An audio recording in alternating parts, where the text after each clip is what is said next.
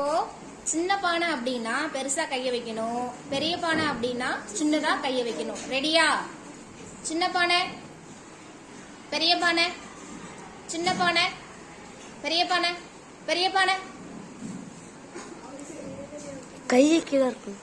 சின்ன பானை, பெரிய பானை, சின்ன பானை, பெரிய பானை, பெரிய பானை.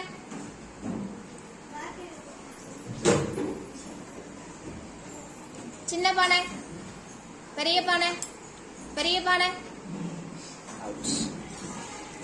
சின்ன பானை,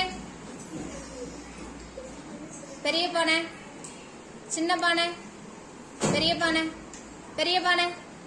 சின்ன பானை, பெரிய பானை, பெரிய பானை, சின்ன பானை, சின்ன பானை, சின்ன பானை, பெரிய பானை, பெரிய பானை.